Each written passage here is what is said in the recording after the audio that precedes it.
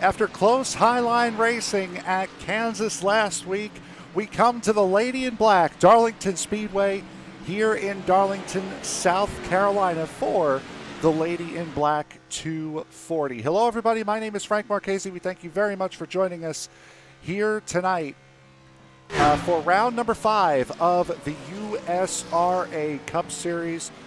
Of course, joined with me in the booth is my broadcast partner tonight, Tony Trapasso. And Tony, forget about just the classic track at Darlington. There's a lot of other classics we get to look at tonight, and we're getting giddy here with the guys watching these cars. I mean, some of these paint schemes I haven't seen since I was a kid, and you know, like I'm watching Jared Hagedorn right now driving in a paint scheme inspired by J.D. Stacy back from the '80s.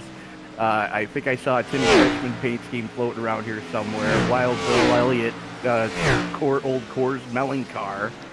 I mean, just some of these paint schemes are just wild tonight, and I love it. And we will be broadcasting, we'll be showing a vast majority of them as we are about a minute away from qualifying getting underway here. Right now, Ryan Jones, this man who's currently spinning down the back straightaway, is the man at the top of the charts, but only by 1/100th of a second is Jeff Winter, who we can see here scraping the wall, is right behind him. Yeah, absolutely. I mean, you know, you throw a blanket over your top 10. You know, the times are that close that you maybe from first. Right now, if my math is right, from first to about 12 is 3 car lengths. Just good luck.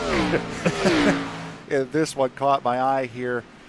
Who is that? That is Randy Bechtel. Oh my goodness, I love it. I love it so much.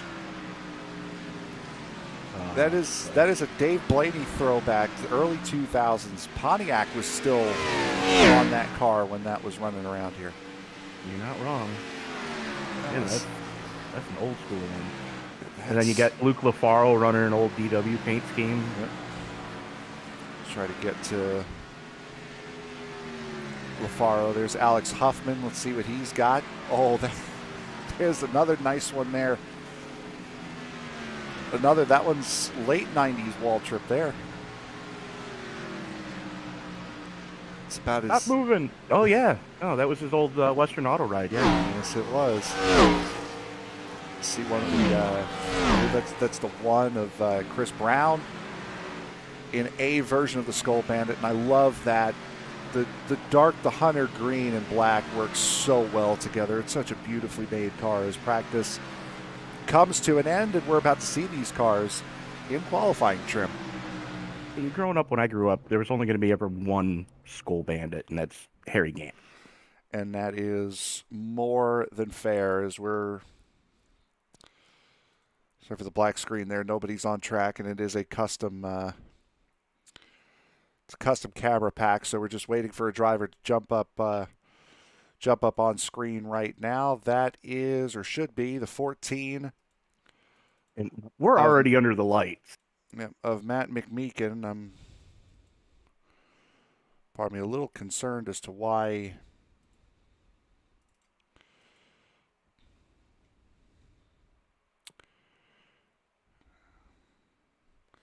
Why what? A little concerned as to why we're not switching cameras here.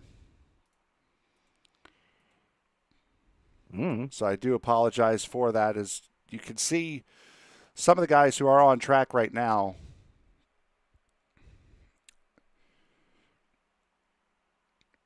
are setting in times. I hope this changes when Chris Brown comes back on track. Otherwise, we might have to take a technical difficulties delay here. And this is, unfortunately, this is the problem with custom camera packs. This could possibly happen here. Let me try to make one adjustment here. Right now, Chase Barry currently sitting at the top. Jeff Pogo in second. Matt McMeekin, Daniel Dill, now Aaron Dafler coming through. Torgerson to the top of the pile, running the old Bull Jangles paint scheme. Guy, I'd love it. Still, unfortunately, having an issue here with.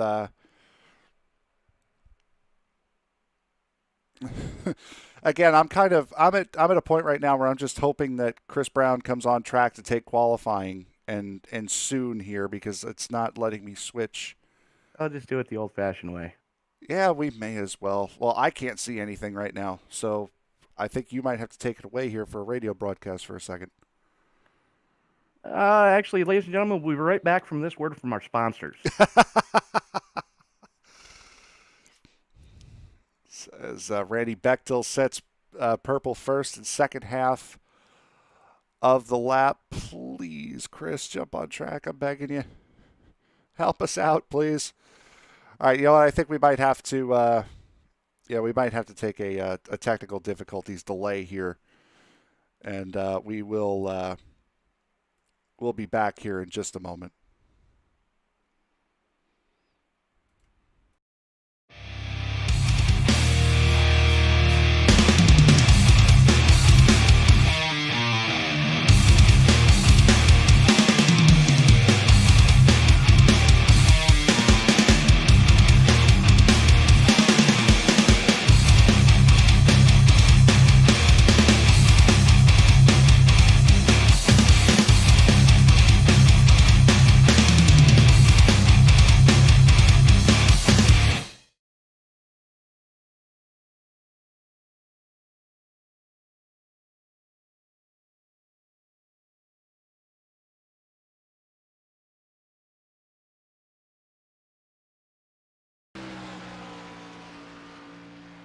And we're back.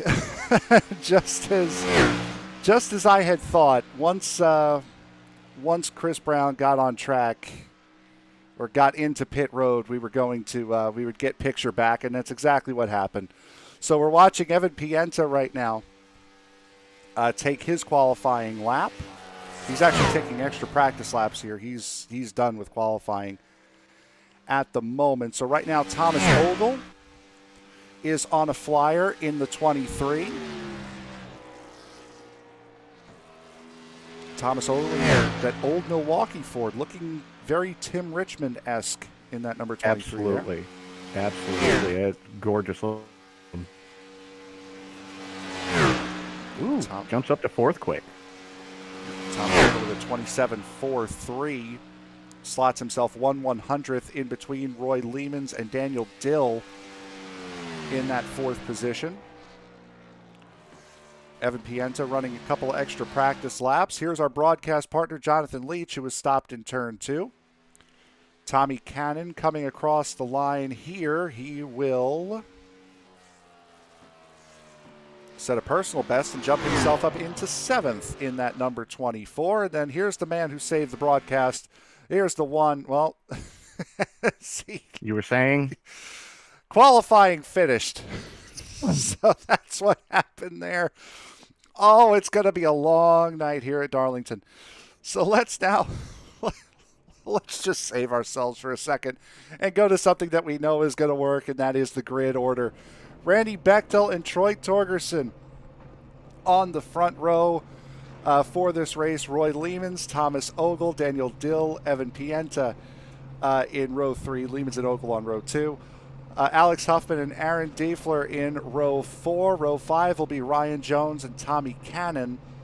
Row 6, we will see Luke LaFaro and Chase Barry. Jeff Pogo and Matt McMeekin in row 7. Stephen Holmes and Jonathan Leach in row 8. Tony. Row 9 sees Eric Holly and Jamie Leach. Leach in the 13, the last one to actually post a time in qualifying. Jeff Chandler and Justin Wilson in row number 10. Row 11 brings us to David Carpenter and the ace of Chris Brown. Jeff Winter and Jordan Smith. Nope. That's Jeff Winter and Justin Winter. Now Winter, row number 12. With about a week left in fall. Zach Calloway and Jared Hagedorn roll off in row 13. Row 14 brings us to Dale Elan Jr. and Jason Young. Larry Poling and Mike March in row 15. And starting shotgun on the field In the number 24 is Jordan Smith. So that is your qualifying order, your grid here for tonight's Lady in Black 240. As we'll get to the race info here.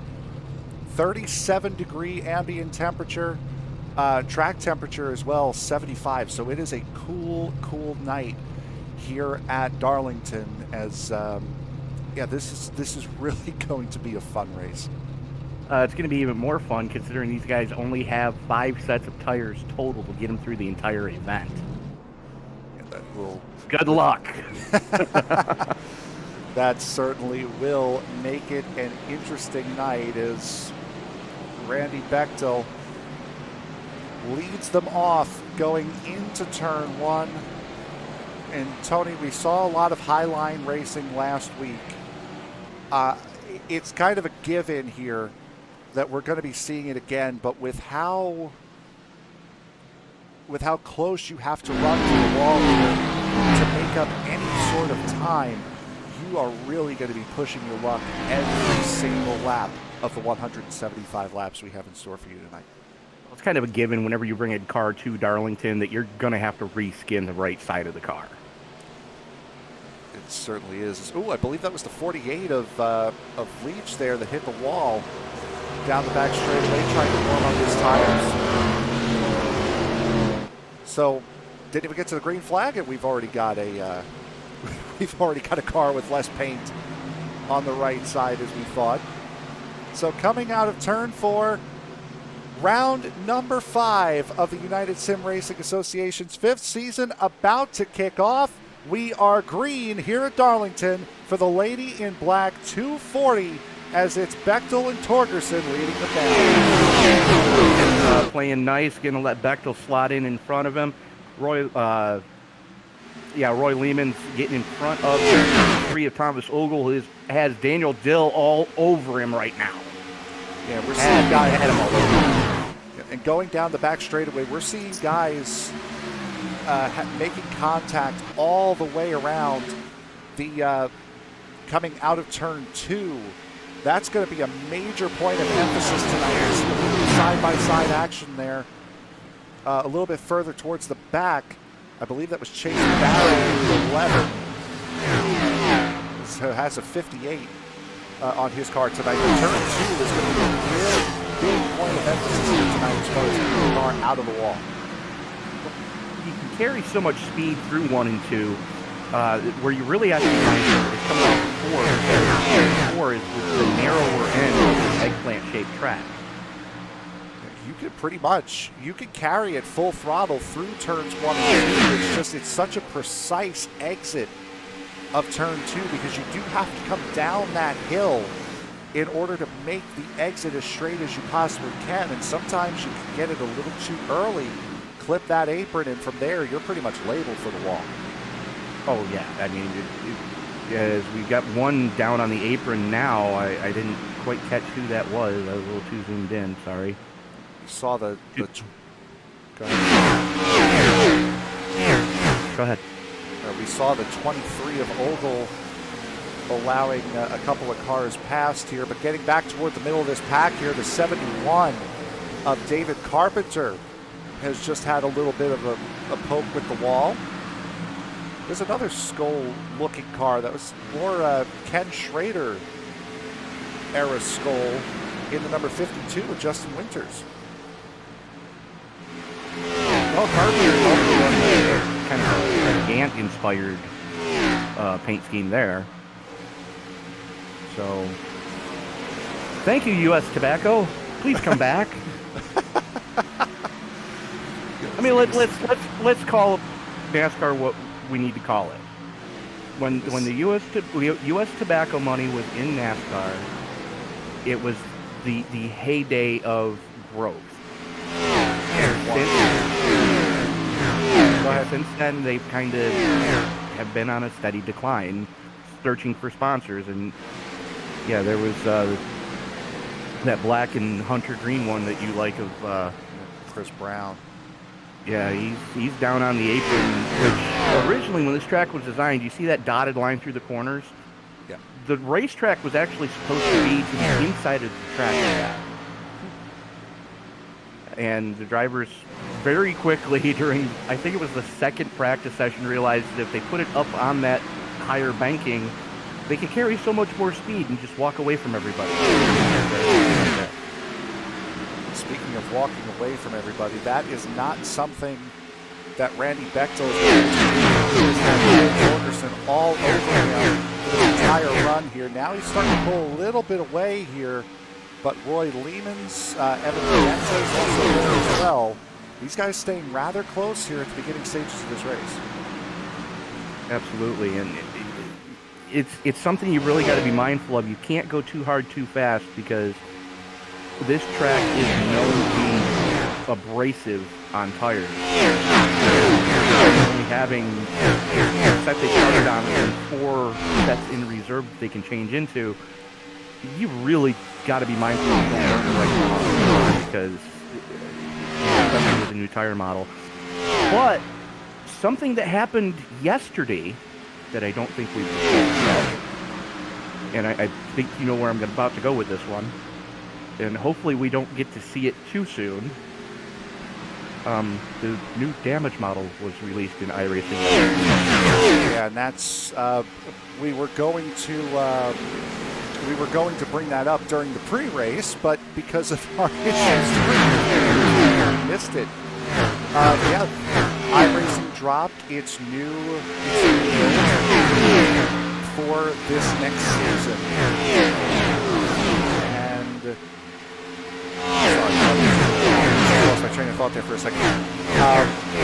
Brought out its new build, saw some complications on the first day, as we usually do with the server issues, which is why there was no SRE race last night. Drivers were having trouble getting into the servers for Sim Racers Edge, and they made the call about an hour and a half before the race started that they were not going to be running that race. So Watkins Glen was pushed back a week to next week. Then the week off of Christmas, Speedway, and then the season finale in Michigan. So everything kind of gets bumped back because of that. But yeah, they had damage models in these cars and the tire model as well, which could affect how these cars run, how these drivers run this race. I think this car's already been on the new tire model. It's just they haven't given them the damage model.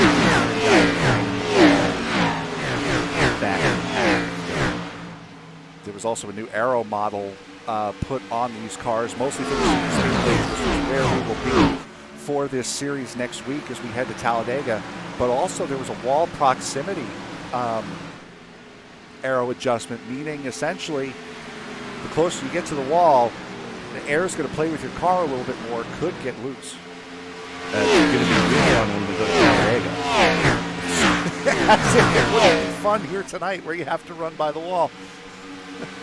Yeah, but it's even more fun when you're at 200 miles an hour. I mean, here, you know, they're hauling off into the it's not as bad as you got another 40 mile an hour to a 3,700 pound stock car. Oh, brother. And for those of you wondering what it feels like to be behind the wheel of something like this, you've never been in it's like when you're going down the highway and you get too close to a tractor trailer in front of you, and that buffeting that your car feels, that's what these guys are feeling every lap. Just about every second of every lap. Yep, they certainly are. And this does get, it is a tiring experience driving these cars, even in the sim, because you may not be fighting G-forces, but you are fighting the forces of the track that these drivers in real life will be feeling as well. Absolutely. And, definitely a couple of distinct groups starting to form up here. You know, there's about a 5-second gap between 15th of Steve Holmes and the 16th position, the 55 of Zach Calloway. And then you just start dropping from there as the 21 of Mike March into the wall. His brother's not going to be happy with him after that one. He's running with Chris Brown as well. You also see there's the 8 of Eric Holly running a, I would say that's more Ricky Rudd era Tide ride. Yes. But with his normal Volt It's a sponsorship on there as he gets a little loose coming out at 2, has to allow Chris Brown through. So a lot of guys, you can see a little bit of damage on the back end of that 21 as well. So you're right, these guys are really starting to break up into different packs as Randy Bechtel, this man right here, really starting to run away with it now, has opened up a 0.6 of a second lead on Troy Torgerson. Roy Lehman's also there as well in that number 74. Aaron Diefler in the 41, running his normal paint scheme in the 41. Hang on to her. Oh, wow, that's Lehman's way down there. My goodness. Yeah, he got it all wrong coming off a 2. Pancaked the right side of that car and had to chase it down the hill, just keeping it off of the inside safer barrier. As we've already got guys taking it pit side. Jason Young has already put it on the hauler. Jared Hagedorn. I think he may have had a brush with as well. Hagedorn in pit lane. He's put it on. So short night for a couple of guys here tonight already. As you see now, the top 2 have run away from the rest of the field. Had his moment coming off of turn 4, and that's a good 6-car group there. Running, this is for third and 8th position. Lehman, Pienta, Jones, Huffman, and Ogle. And just going back to last week, with Bechtel winning that race last week, that was a big swing in points for him. If you read the race recap, if you read the round 4 recap on the race screen that we showed prior to the race, he had a big jump in the point standings. Went from 7th all the way up to 2nd in the points after his win last week. Guys that are running here in 3rd through 8th, all in that points battle as well, as there's a slow car. I believe that's the 48 of Leach. Yeah, he's off the pace. He's tried to pound the outside wall a couple of times. But yeah, Bechtel is now closed within 11 points of Evan Pienta. You know, I mean, that's a huge swing. Alex Huffman and we're under caution. We are under caution here for the first time. Good grief. As that is Larry Poling, who we'll try to find here in a second. Yep, Larry Poling in the 69. You just saw him flash off the screen there, missing his front end as he gets and he got into the leader. Into pit road. So that's why Bechtel currently sitting in the 2nd position here. We'll see what happens here with Poling. Poling trying to stay on the inside lane. And of course, iRacing is going to glitch out so we can't see it. And there's, well, you see the pass for the lead there. Well, do it this way maybe. Bechtel got up. Bechtel's point of view. Yeah, Bechtel got up into the wall coming off of, I believe that was 4. Hip check Poling. Poling went upside down, spun like a top, and then came back up the track, and the 91 just clobbered him. Ryan Jones absolutely nowhere to go. Apologies for that. That iRacing tried every way we could to try to see that replay, and unfortunately iRacing just would not play ball there. So do apologize for that. As cars entering the pit lane, and already the 81 of Daniel Dill in and out, or did he stop? Did he maybe miss his pit box? Yeah, he missed his pit box. Yeah, he completely missed his pit box. So the 29 of Bechtel is going to stay in to repair damage. Troy Torgerson takes the lead, takes the effective race lead here, having come into pit. And we haven't really talked about it much because, you know, we really haven't had a chance to see it yet. This is an incredibly difficult pit lane entrance to get on, and with iRacing and with them following the NASCAR commitment cone, policy, you have to really get down to the bottom wall very, very quickly if you want to enter pit road properly and not get a penalty. Yeah, absolutely. And it's not the easiest thing to do under normal circumstances, but God forbid we have a green flag pit stop. Katie bar the door. But a couple more retirements to speak of. John Leach has put it on the hauler, as has Ryan Jones. Ryan Jones, driver of the 91, didn't see anything pop up as far as... Oh, he clobbered the 69 as Poling came spinning back up the track. Jones had nowhere to go. And just took a race car to the face. Yeah, and unfortunately, that's not on my incident list. So this is... it's been an interesting first half hour of this race, as we expected. Daniel Dill now. We can see Daniel Dill here, just how low you have to get just so early, as there's the cone way out there to come into pit.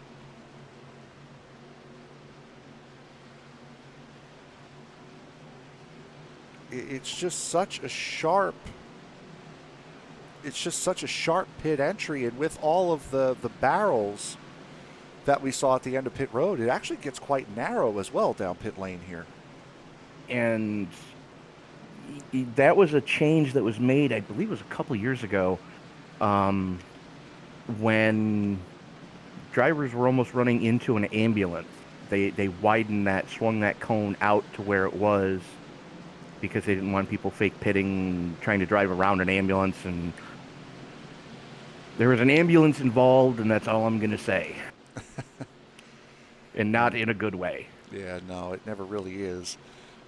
As we see these guys now coming down the back straightaway, and you could just tell this is about two. It shows 3 lanes wide, but with how you have to race this track, it's really a 1-lane racetrack. It's very difficult to make a pass here. Let's get us back under green. As Torgerson going to have the button as the pace car makes that hard left turn onto pit road, missing the commitment cone itself. Wheel comes out of turn number 4. Torgerson waits till he can get it pointed straight. Finally pulls the trigger, and we are back underway. We put 7 laps into the books as Diefler and Huffman haul it off into turn number 1 side by side. There you see Huffman battling the 41 of Diefler, and this is your best chance to make up positions here on these restarts, and the 25 has been able to make up that second position now, as Huffman is now going to set his sights on the race lead. Huffman has been so good in the early stints of the race, and now here he comes on Torgerson. That's going to get him really loose, though, coming out of turn 4. Is able to collect it up, and loses 1 spot.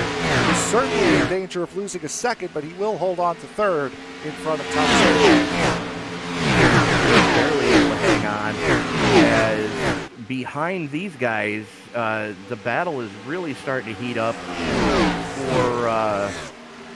for fifth, as they were banging on each other that last lap, as no quarter asked for, no quarter given, as we put another one in the books. See a lot of side-by-side action here. And the 33 of Jeff Chandler had a huge moment there under Tommy Cannon in the 47. Lucky to be able to hold on to that number 33. He has the 20 of Luke Lafaro behind him, and the 6 of Dale Eland Jr., who was able to see the top finish out of last week's race. He's now up into the top 10 to 10. Not too long. Record 7 Dave Carpenter in the 77, spinning off of turn 4, is stopped in the racing line, and that will be caution number 2. He had some help on that one. Yeah, he did. We just caught it as our camera switched between Pogo and Pienta. And yep, Pienta is going to get it. It's a hard hit into the inside wall. Caution coming out for the second time here tonight at Darlington. And the rest of the field doing a great job of not collecting him. Not sure how much damage is on that car, but it's not looking the best right now. Hit that wall a ton on the inside. And we should be seeing these guys stay out, having only been to pit road about 8 laps ago. Only about 4 or 5 laps of those under anger. So working on lap 32, about to start lap 33. Under our second caution of the evening here in the Lady in Black 240 at Darlington, which is round number 5 of their 5th season.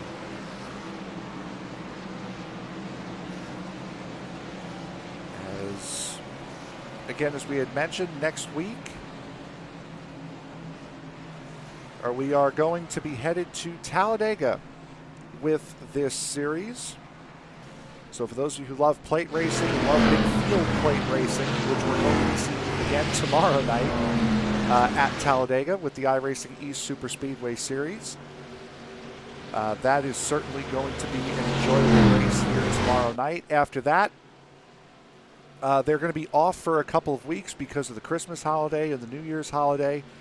So after the next race at Talladega, we will not be seeing these guys until the 7th of January in 2021 when they take to the Daytona Road Course, which I think in these cars, we saw a couple of great races in real life in the Cup cars, in these stock cars on the Daytona Road Course. I'm sure it's going to be a heck of a race as well with these guys.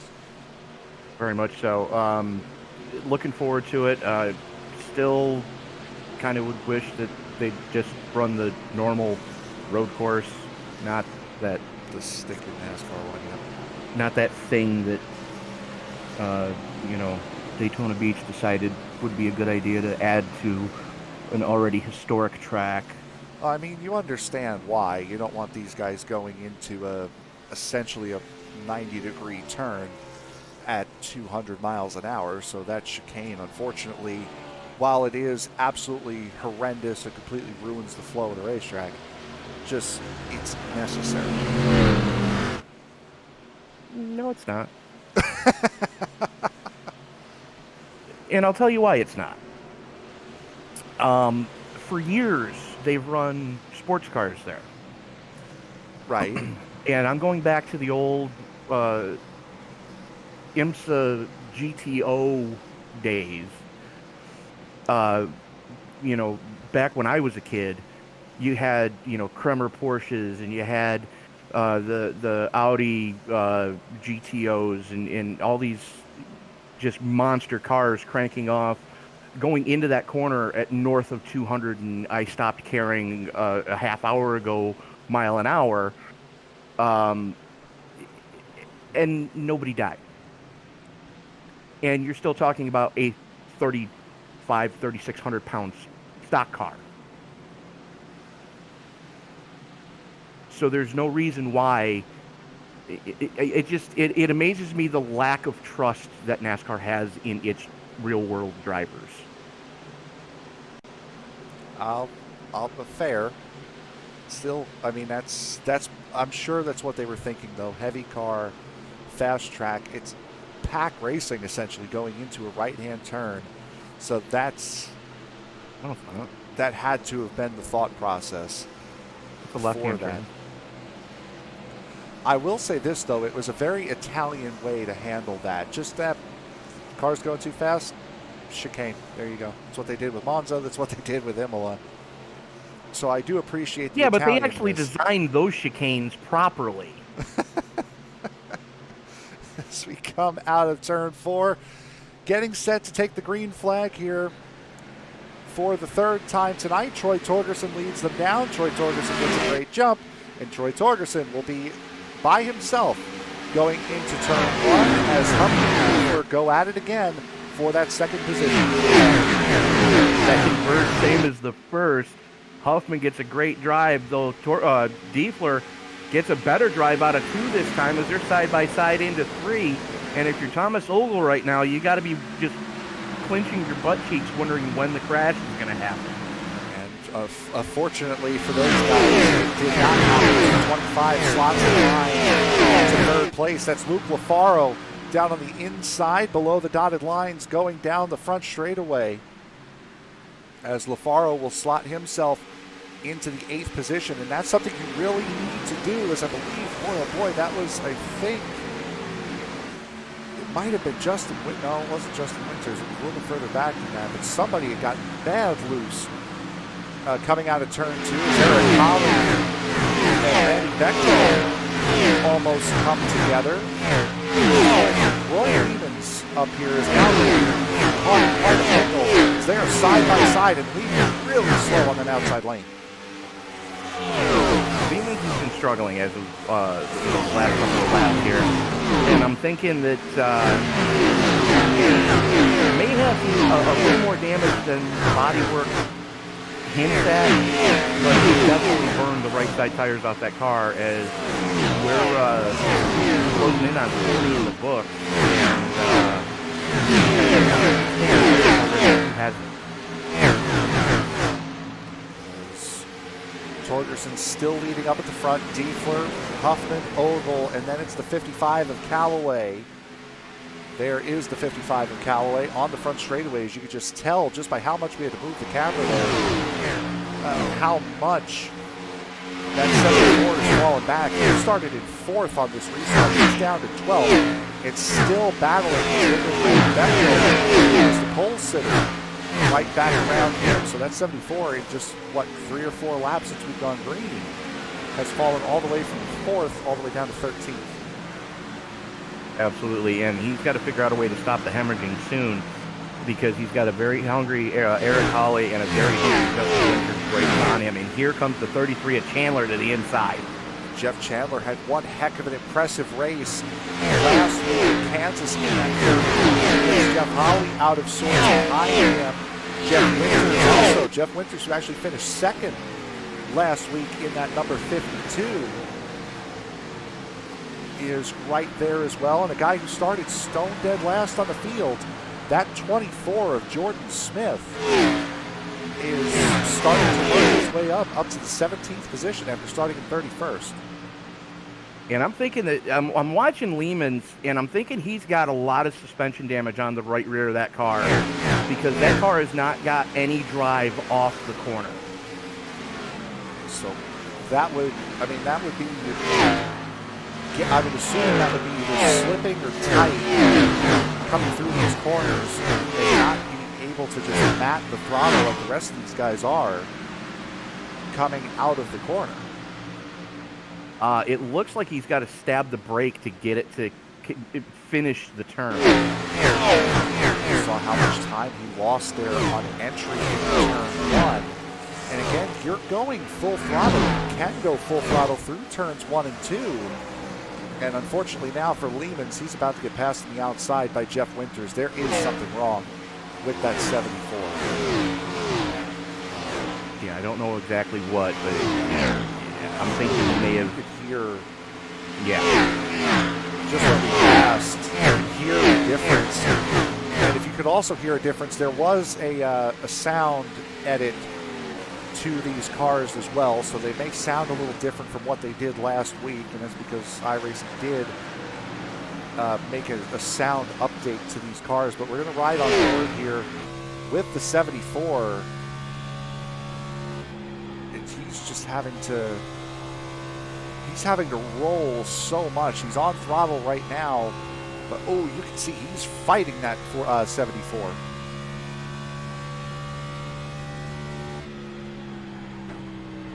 Letting off way early, really having to let that 74 roll.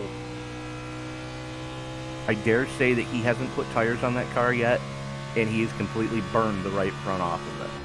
That could be it, although he was in pit lane for 18 seconds, so that might not be it. It could very well be it. But now you can hear, boy, just going now, we're on board with Chase Barry behind him. You could just hear the difference in the two cars. Night and day. And This just in from the pits. Larry Poling and David Carpenter have both put it on the hauler. And Poling, you would have expected, he took a hard hit in that number 69 car. Right, and this is the problem, unfortunately, for a guy like Chase Barry. We saw how quick Barry was last week. Barry is right now really stuck behind that 74. Is now 74 is over to let them go. But that's the real problem with this racetrack, is you're running so quick. It's one circuit. You really have to wait and time your move, or you just have to wait for the person in front of you to let you go. And as the race wears on, you're going to see less people wanting to wait, and they're going to, shall we say, intimidate. Whoa!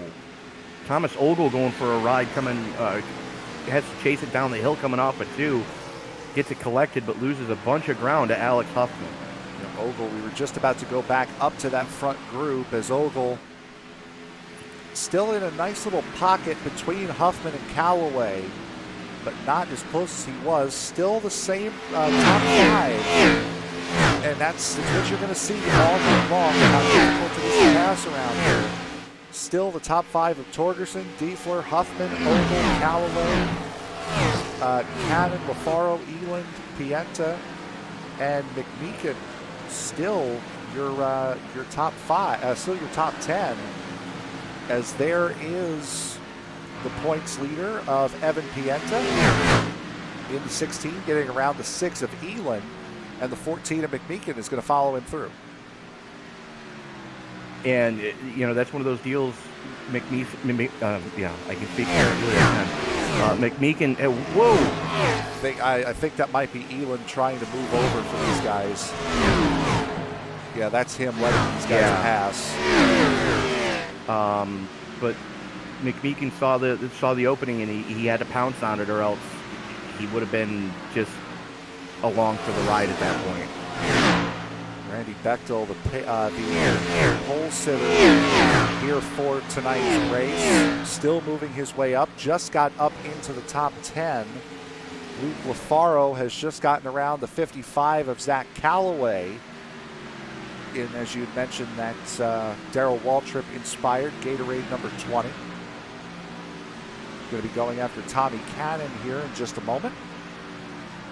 I mean, we may as well, at this stage of the race, just let's try to enjoy some of these paint schemes. As you had mentioned, Torgerson in that number 98, Bojangles scheme. We've already mentioned Huffman's number 25. There are some absolutely gorgeous paint jobs here tonight. Yeah, absolutely. I mean, some of these older paint schemes, brings me back to my childhood, and I hate to admit it, but I'm going to be 44 next week, and paint schemes I haven't seen in almost over 20 years. You got your wish, by the way, with Watkins Glen again being your home race. Oh yeah, really, you're a lot closer. I didn't think about that till you just said that. You're right. He got his wish. Instead of his home race being 1 week before his birthday, happy birthday. We pushed it back a week for you to celebrate at your home racetrack. So you're saying for once iRacing's incompetence is good for something? Oh, speak softly, sir. Speak softly. I'm kidding. As there you see Jeff Pogo. Love you, Nim. Yeah. You see Jeff Pogo in that number 4. That is a take on Kurt Busch's old Rubbermaid Sharpie Ford. I was going to ask you that's what I was seeing. Yep, that was his championship car, I believe. Was that scheme as he touches the ball going down the straightaway? Yes, it was. There's Jeff Winter in a Davey Allison inspired Haviland scheme. Daniel Dill behind him in the 81. And Tony, we learned something. Well, you learned something as to who the driver of that scheme was. Again, it was a Jasper number 77 in real life on that car. But Robert Presley was the first one to have driven that specific car around. Yeah, good time. Stephen Holmes in Bill Elliott's old Coors car. He's actually so here's one for you.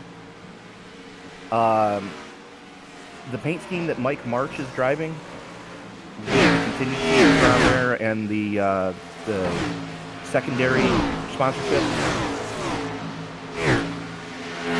That car. I believe that would have been. I want to say Michael Waltrip. Nope. Waltrip did have time in the 21 Citgo. He did, but not that particular one.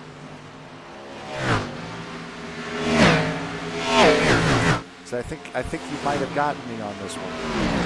Tonight's trivia question, folks. Who drove the Citgo The car you see on 21? screen. Who drove that Citgo 21 for the Woods brothers? So this would have been that's right around Michael Waltrip time. So we're talking early 90s. A little bit later. With this car, early to mid 90s. Yeah. Is what we're talking with this car. That we're seeing on the screen here. Dale Eland, pardon me. We just see him now getting lapped by Troy Torgerson. A little bit of a tense moment there between those two. Whoa! As Eland getting bumped out of the way. As there's the 52 of Jeff Winter. I was trying to see who that was. Yeah. Yeah. What happened? Yeah. I wonder what happened here. We'll take a look now at what happened with Jeff Winters riding by himself. Oh, he was way too high on exit of 2, and oh my goodness, he pounded that inside wall hard. And that's what we were talking about, where the way that turn terminates, if you don't get the exit right, you're eating a safer barrier. Unfortunately, we see him now sitting in pit road. Just had to reverse back into his pit stall, as there's something must have happened here between Torgerson and Eland, because now Torgerson has fallen back into the clutches of Diefler, who was about 3/4 of a second behind him while we were showing that replay. I don't see anything that is Eland. They might have had a close encounter, because they were running side by side. Yeah, there it is. Because they were running side by side going into 3 when we broke for that replay. Yeah, Torgerson had to chase up the hill, got into the marbles, got the tires a little dirty, and then let Diefler close right in on him. There's actually given Eland a little bit of an extra life, as there's the 9 of Stephen Holmes, who's now falling into the clutches of those guys. And Holmes is actually ahead of Eland, as he's going to allow Torgerson to go on the inside, and that's the tense moment you have here at Darlington, as that 9 is just trying to allow the 98-41 to pass, puts it in the wall, has to really evade. Yeah, and all that battling has led Thomas Ogle in the 23 really close in on these guys. So it's starting to tighten up all over the track right now.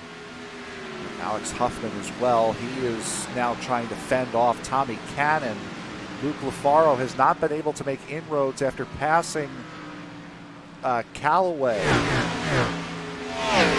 And now the 47 actually putting an attack on the 25, as there they go into turn 3. Tommy Cannon going for that 4th position. The 25 looks like he's been in the wall, puts it in the wall again. And that's going to force Cannon down to the inside. He's going to have to straddle that line. And unfortunately, that gets him out of shape. Tommy Cannon having to save the car. Now he's in the clutches of Luke Lafaro. Lafaro on a charge right now, trying to reel him in as quickly as possible again, knowing that Cannon is wounded. As Cannon tries to block the inside, doesn't have anything for Lafaro, as Lafaro full send it low going into 3. Navarro with a big dive going into turn one. You can see the change in momentum in the middle of the corner when Cannon just was able to drive right back into the back end of the 20. But Cannon is far from safe as he has Evan Pienta breathing down his neck in the 16. Just 2 laps ago, Cannon was looking for the 4th position. Now he's trying to keep 6th. Pienta trying to time his run, and that's really what you have to do around here if you want to be quick and make up ground. You really have to time your run, get that good corner exit, because a pass in 1 or a pass in 3 here really starts in turns 2 and 4. And it's a little less hair raising to try to get the pass done on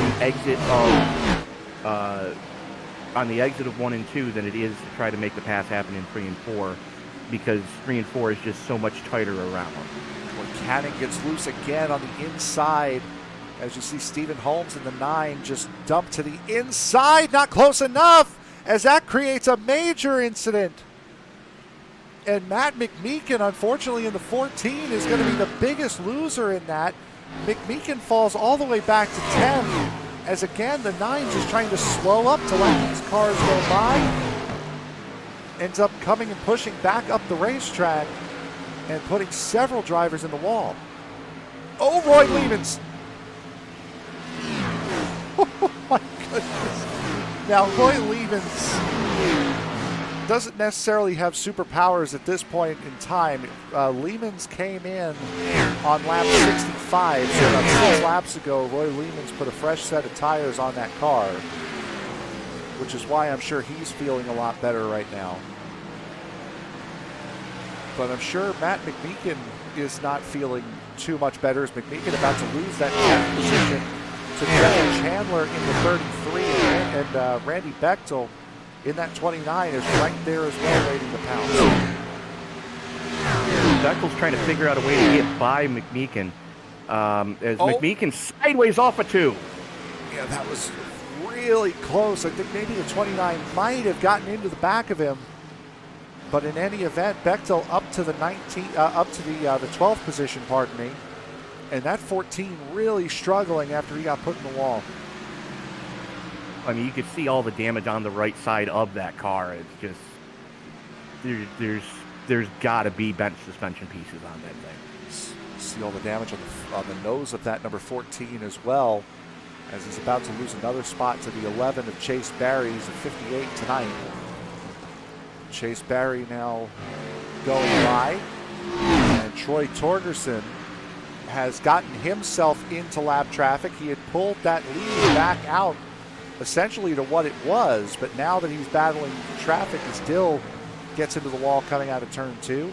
That's allowed Diefler to close right back up to the back end of the 98 and now have a look around the outside lane for the race lead. He's not going to get there. Thomas Ogle right now kind of on an island all on his own, a 1.5 seconds behind these guys, and about 2 seconds ahead of Alex Huffman in 4th. And the 81 doing the right thing, trying to get the heck out of the way. Jumps on the brakes a little bit early as soon as he gets those guys cleared to make sure that he doesn't wash up and get into them and lets him just race it on. But it was kind of a tense moment for Torgerson and Diefler as they were working the inside of Dill, and Dill was way off the pace. 100 laps to go here at the Lady in Black 240 at Darlington, from Darlington, South Carolina. The number 21 of Michael Mack is the next car to be lapped, but he will not be lapped, at least by Troy Torgerson. He won't be. Green flag pit stops starting to go. And Torgerson taking a pit side is going to hand the lead of the race over to Aaron Diefler in the 41 as a wholesale pit stop starting to take place now. Ogle came in, Huffman as well. Holmes came in. Evan Pienta was the first car behind Diefler that did not come into pit. Diefler staying out again here this lap. Evan Pienta is going to come into pit here this time. That will promote Luke LaFaro into second. And a slide by the 16. He's going to miss the barrels, fortunately for him, but that's going to put him way down on time. That's a mistake that you would not expect to see out of your points leader. And Troy Torgerson coming out of pit road just now. Pit delta's about 52 seconds from what we're seeing tonight. So this is a long pit stop here at Darlington. Well, it has to do with the fact that it's only a 45-mile-an-hour pit road speed limit. So it's a long pit road as well. Yeah. As the leader, Diefler, comes in, LaFaro in, Evan Pienta made it to pit road this time. That promotes Zach Calloway in the number 55 to the race lead.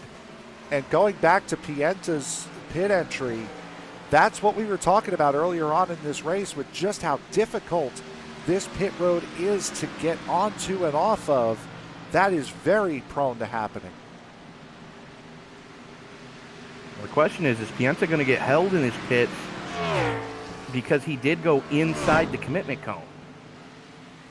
That would be a little harsh, but it's a sim. It's not it's up to a computer, not a person. I wouldn't penalize him there. I wouldn't either, but who knows how the algorithm looks. Doesn't look like he got dinged too hard. No, it would be in time. Yeah, no, Pienta's back on track. He 53 seconds in pit lane. Yeah, no, he was fine.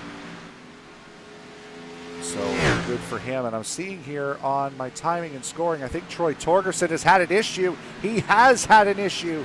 The race leader with no front end going down the front straightaway. Let's see what happened here to Troy Torgerson. He's in the middle of a battle. And he is punted by the 24 and the 25 of Huffman involved in that as well. Was that not a caution? I don't know. Let's take a look at this again here from a higher angle. The 14 checks up in the middle of the corner. The 24, it's just an accordion effect. And I guess because, oh no, he's stopped there for quite a good amount of time. I'm with you, Tony. I'm baffled by how that's not a caution. I mean, that was incredible how we're still green right now. Yeah, that's just wild. This right here, the number 1 is your race leader, is going to take a hard turn coming down through 3, gets inside that commitment cone, stays inside the yellow line, and is into pit road. That will put the aforementioned Matt McMeekin in the race lead. So now McMeekin takes over the point. Jeff Winter in the 30 is in. Daniel Dill still out on the racetrack, so only 2 drivers have yet to pit, and that is McMeekin and Dill, drivers 1 and 2. And with everybody on track on new tires, the 14 and the 81 have put everybody a lap down. And, it's one of them deals where had there been a caution, that would have been a game changer for a lot of these guys.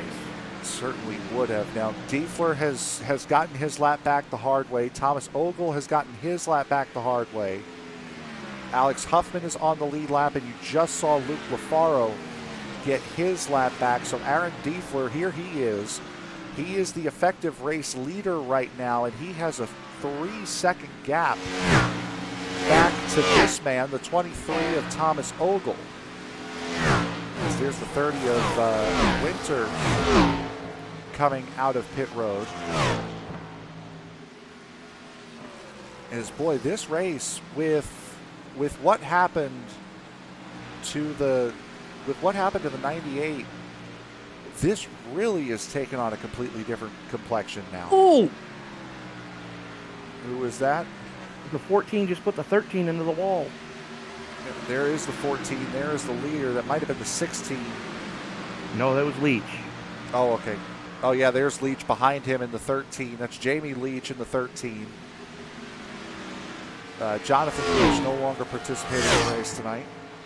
Torgerson has put it on the hauler. Troy Torgerson done it. Now here comes Matt McNeil in from the race lead. Daniel Dill has already made his pit stop, so now pit stops have cycled through. It's not Dill's coming in now. Dill's coming in now. Okay, he got passed on track by the 41. Yeah, he was trying to get down there, and guys were trying to get by him that were on pressure tires, and like, no. So there is your race leader right now, the 41 of Aaron Diefler. Thomas Ogle sitting nearly 4 seconds behind him, and this just goes to show how much you get spread out around here. As there you see the battle for third and fourth, as Huffman battling Luke Lafaro for that third position, and we've seen a lot of guys on that inside lane get loose. Lafaro's going to give it up heading into turn 4, pardon me, the old turn 2. Turn 2 somewhere. Well, he's going for it again here in turn 1. He'll have the preferred line going into the current turn 2. Oh, they got close. They managed to both keep it off the wall and off of each other. Great racing between these two for third. And it looks like Huffman may have. Yeah, no, he didn't. I thought he was going to say he might just have said, go ahead, Luke, and just go, and let's try to bring these guys in. But yeah, no, they're on it. They're still hammering songs. There they go, and now Lafaro's finally made the move on the 25. Talk about how it's so difficult to run side by side here. Those two did it for about 2 laps. That was great. Yeah, but those are two of the best in the business too. I mean, True. Let's call it like we see it here. You're talking about number 8 and number 3 in points, and there's less than 30 points to separate those two in the point standing. So, go ahead. Thomas Ogle had a big drop. Oh, I'm sorry. That's not 3 and 8. Oh, I'm sorry. Lafaro, pardon me. Yep. Lafaro and Huffman. Yeah, Lafaro. His Lafaro 8th actually. point. Yeah, Lafaro's working his way up. He's actually 9th in points. Yeah. Sorry. Yeah, Lafaro. Yeah, I'm sorry. I thought you were talking about Ogle for a second. My bad. And speaking of Thomas Ogle, Ogle has closed in 2.5 seconds on the race leader, Aaron Diefler, and you can see why. Diefler pretty well mired in traffic here, because that 24 I'm sorry, Jordan Smith. So that 24 of Jordan Smith, right, is really giving Diefler all he could want and then some, as he really wants to stay on that lead lap. He's doing everything he possibly can to try to stay on the lead lap, because well, not like that he's trying. And he's trying to piss off the guys in the body shop back at the race shop, though. But track position is all important, and should all hell break loose, you want to be in the best position that you can to either be on the lead lap or be guaranteed a lucky dog position. And the best way to make sure that you're on the lead lap is to stay on the lead lap and stay in front of the leader. Certainly is what these guys are trying to do, both and Eric Holly in the 8, trying to stay on the lead lap as the 41 current race leader. The car behind them, the number 9 of Stephen Holmes, is several laps down. The driver behind him is Thomas Ogle in the 2nd position, and then in the 30, Jeff Winter came in on lap 83 when all these guys came in around the mid-70s as far as lap count. That 30 of Jeff Winter is currently the first car not on the lead lap. And he's going to pass that 23 of Thomas Ogle on track. Now just 2 cars until he gets his lap back the hard way. Not quite. As your leader, Diefler, finally gets to the inside of the 8 and the 24, brings the 24 with him to get around the 8, and now has clear back in front of him for a little bit. So that will put Jordan Smith now in the lucky dog position if a caution were to come out. So it's Diefler, Ogle, LaFaro. Alex Huffman now really starting to slip back in that 25, and I think that damage that we saw him get in the incident with the 98 of Torgerson is really starting to affect that car. He lost 4th position to Chandler. He's lost 5th to Pienta. He's about to lose 7th here to Chase Barry. And again, we know the fresh tires. The 14 is on him, the 25 in the wall. Matt McMeekin, though, fortunately for him, not for position. However, Chris Brown, who is currently behind him right now, is. Yeah, he's got to figure out a way to try to stop the hemorrhaging. If it means come down and get another set of tires, you got to do what you got to do. But he's got to figure out a way to stop losing spots. And that was no, it wasn't. Somebody was just freaking out badly, but it was Barry. So as Aaron Diefler crosses the line here, we have hit the century mark. 100 laps in the books here at Darlington Raceway in Darlington, South Carolina. It's Diefler hard on the wall there, scraping the wall through 1 and 2. Still holds a nearly 3-second lead over second place Thomas Ogle. And with 74 laps to go here at Darlington, 1 pit stop left at least. We will take a quick break and be right back with more action from the Darlington Raceway for the USRA Cup Series Lady in Black 240.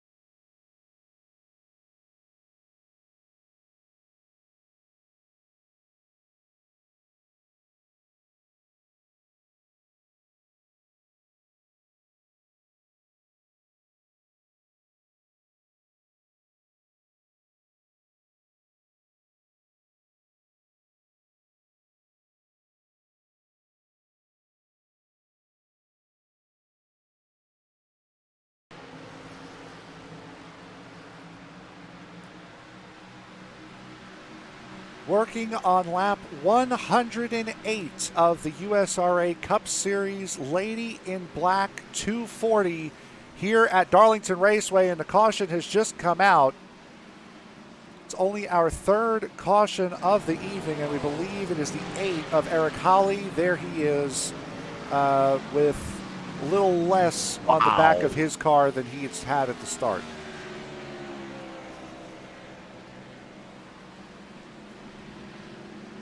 And Holly is actually going to go around here again. Not coming in just yet in that number 8. And with that, we'll take a second to see what had happened here with the 8 of Holly.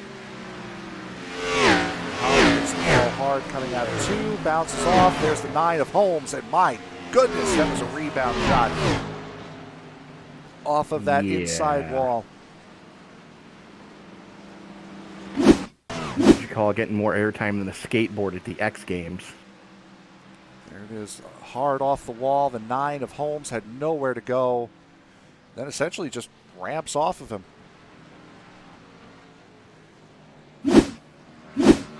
As there is Eric Holly. Luke LaFaro, who we saw under the commercial break, get passed for the 3rd position by Jeff Chandler as everybody's into pit road here. Diefler down and away. Randy Bechtel just getting into his box.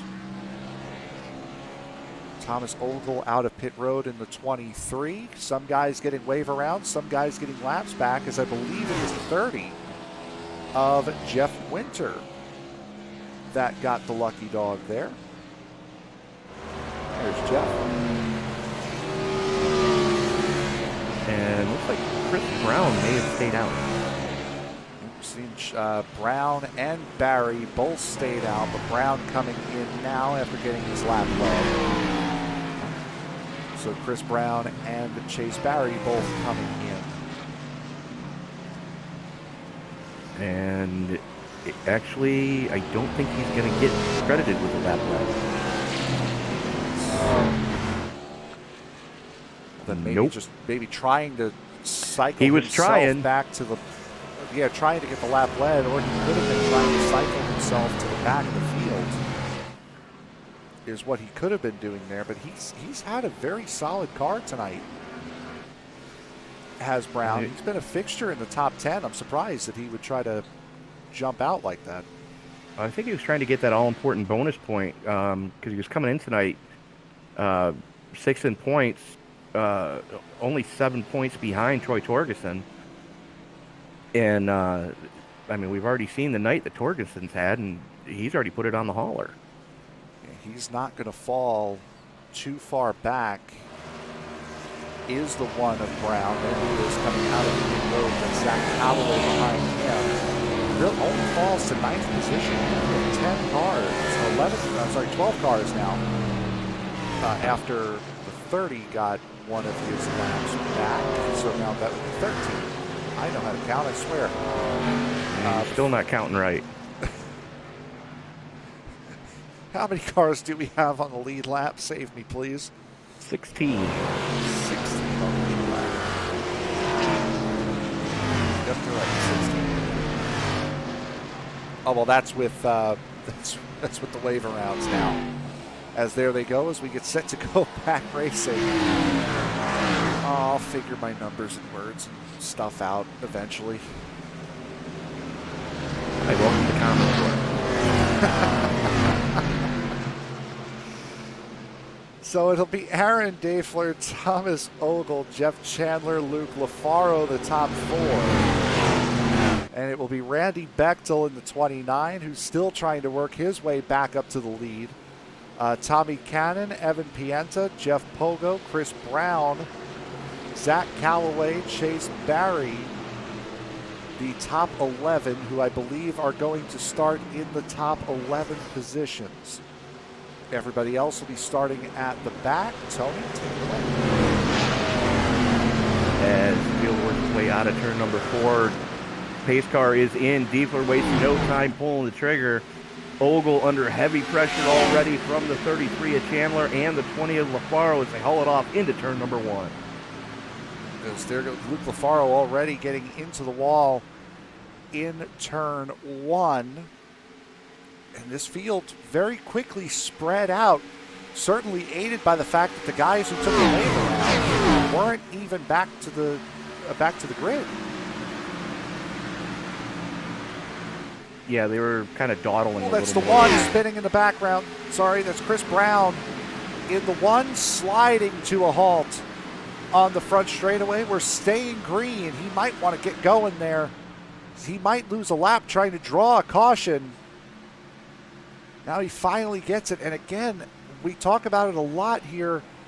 iRacing, since the last update, not this one that we just had yesterday, the one previous, has been a lot more stingy with the cautions that they throw. You really have to be in the racing line if you want to a caution called. As we take a look at what happened around, just gets loose coming off of turn 4. Manages to save it, slides it to a halt, and you see him being stopped here. He's trying to draw that caution. Oh yeah, but he was far enough off of what iRacing considers the racing line that he should not have been a danger to other cars. Now, the minute he would have tried to come up straight up the track, yeah, no, that would have been a caution in a heartbeat. That's a product of open racing as Jeff Chandler now makes a move and takes the second position away from Thomas Ogle in that 33 Haviland Ford. So Jeff Chandler has really had another good night, had a great night last week in Kansas, doubling up on his performances. Ogle gets into the wall through turns 1 and 2. That's going to allow Luke LaFaro now to his inside. LaFaro will back off. LaFaro thinking better of it, knowing that he's got to try to set him up because he didn't have any hope of having the clear when he got to the corner right. But getting back to the trivia question we were asking earlier tonight, and the question was the 21 that Mike March was driving, the Citgo 21 that painted up like the Woods Brothers ride. Who drove that car in the real world? The answer was Morgan Shepherd. I think I know why he did that. You're welcome. Yep, there it is. And we say, and unfortunately Tony says the 21 that Mike March was running. That's because he is no longer in this race. As we have a battle for the lead now as Jeff Chandler looks on the inside of the 41 of Aaron Daefler. Jeff Chandler to the point. Not clear just yet. Should have one. He does. Full send it mode going into 1. Deeper going to try to battle back. Although he was a little bit squirrely coming off of 4, which is what really let Chandler get the run on him to get to the point. So Deeper may have run the ball a couple of 1 too many times. And Chandler, so far, touch wood, has been pretty clean in that 33. 29 of Randy Bechtel has been clean as well. Here is Randy Bechtel running with the points leader, Evan Pienta, behind him. The Pienta 16. An old Kyle Petty throwback on that number 16. A little bit of 42 in real life. Pienta running the 16. I was watching the progress that he was making in the Discord chat on that car. He was about to run just a stock number set until he finally found the number set. Oh, it's a little wild. As Pienta able to hold on. And again, that's just getting loose in the middle of the corner. It's happened a couple times already. And that really caught Pienta out. Goes from 7 to 10. And he owes Jeff Pogo a new fire suit. Yes, Jeff Pogo. Now leading that group of 4. Zach Calloway in the 55 behind him. A shot there coming out of turn 2. what used to be the old turn 4, and that's one thing I wish that this track would not have done away with. For some reason, it just feels more Darlington to have that overhang covering the first bracket of grandstands coming out of turn. That is no longer there and hasn't been there for a while.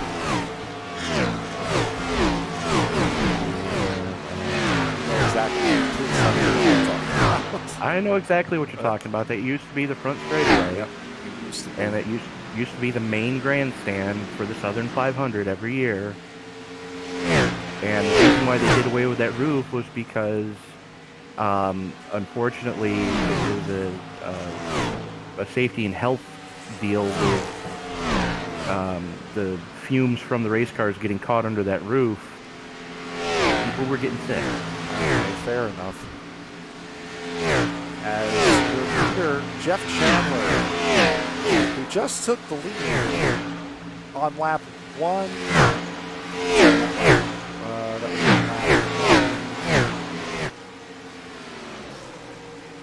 19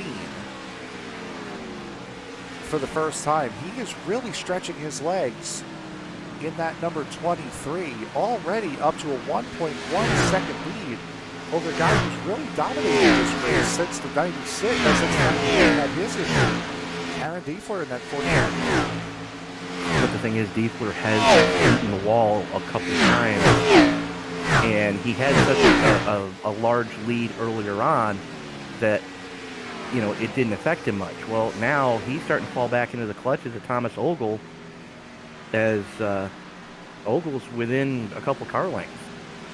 Ogle getting a little loose coming off of turn 4, but that 41 now really starting to fall back. Got a little bit of time up there as the 14 of Matt McMeekin was having some issues. Jordan Smith in the 24 has come into pit road now, is coming in and out. So him taking that wave around essentially just negated there by him coming into pit. Is still waiting on that final pit stop here for tonight's race. That could be absolutely huge because we saw how much that field got spread out after that caution flag. After that set of stops came through. So really, really big set of pit stops coming as you see Chandler get into the wall there at 3 and 4. Yeah, you can't tell me these guys aren't trying to get after it. You know, as big a lead as Chandler had, still pushed hard enough to get into the safer barriers in the middle of 3 and 4. With as big a lead as Diefler had, still got into the safer barriers in 1 and 2 and 3 and 4 and on the front straightaway. You know, these guys are flat trying to get it because everybody wants to win Darlington. Looking off the back end of Luke LaFaro's number 20 Gatorade Toyota. Looking back at Tommy Cannon and Randy Bechtel, LaFaro currently holding down the 4th position as it sits.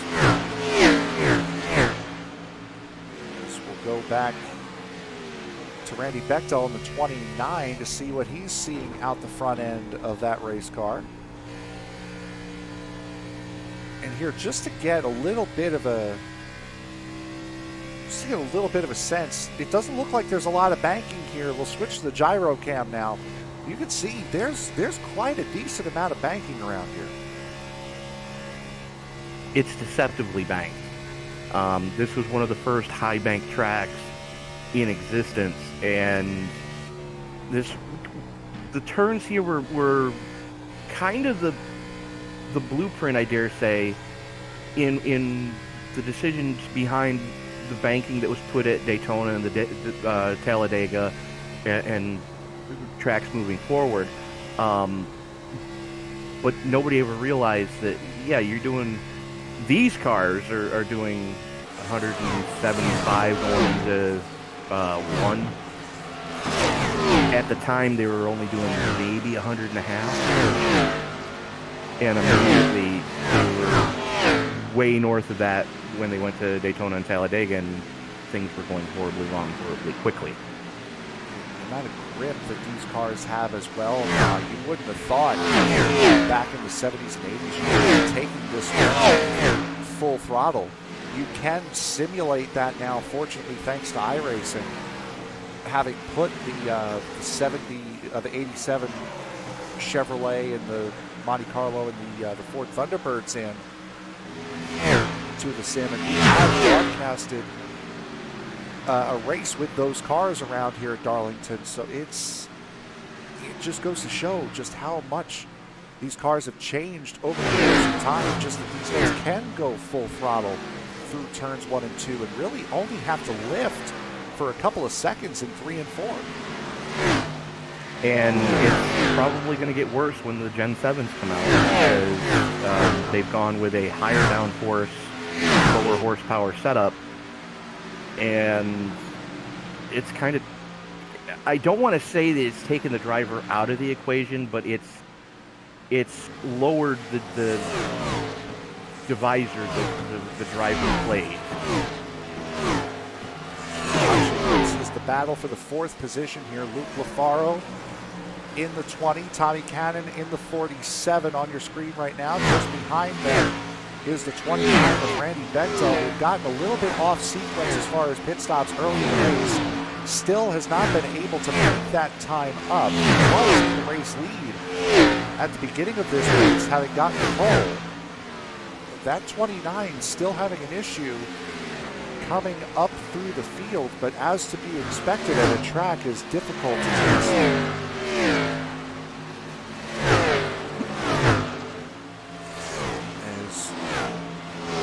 Working now on lap 138. There's the 24 of Jordan Smith coming up behind him. Now Smith, as we had mentioned, came into pit road on lap 125.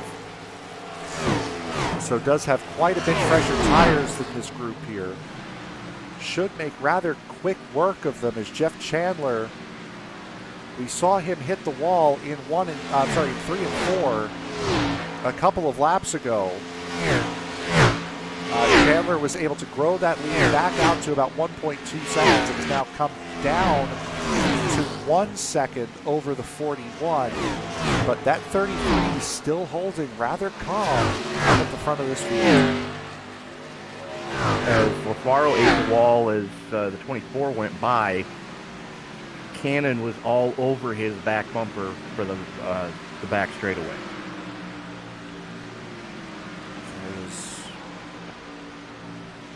Still seeing these guys here working with about 36 laps to go here tonight. We're within that window if you can make it from here. Yes, we certainly are within that pit window. I believe it was, 40 some odd laps? 46 laps that these guys had went at the beginning of the race. So these guys certainly can make it from here on one more stop. A vast majority of this field came in on lap 109 at the last caution flag. So these guys have put on one heck of a race here tonight, a clean race at that, at a track that is so difficult to get around. Especially considering that they started 30 cars. 31, yeah. Well, no, they started 30 because Justin Wilson never took train. Justin Wilson is race control tonight. Oh, yeah, that's right. So there you see the race leader, Jeff Chandler, now trying to make his way through lap traffic as we're seeing pit stops are starting here. There was the 6 of Eland coming in. I believe that was the 81 of Daniel Dill that was coming in as well. So lap cars now starting to make their pit stops as they see the 24 of Jordan Smith. Now Smith is currently 1 lap down. Roy Lehman's, I'm sorry, it's 2 laps down. Roy Lehman's is 1 lap down, and that's 74. He had a horrendous start to this night, as Chandler just put it in the wall hard again through 3 and 4 and really slid that number 33. Yeah, those tires are warped. There's no other way to just say it. The 41 of Diefler riding the wall going into turn 1, allowing the 24 to pass. The 24 of Smith came into pit, lost 2 laps. As boy, Thomas Ogle, you saw there in the background, Thomas Ogle, who's been running alone in 3rd position, had a major moment coming off of turn 2, has decided to come into pit here. So Thomas Ogle, the first of the leaders in that 23 to come into pit lane with 31 laps to go. It's going to be interesting to see how this one shakes out.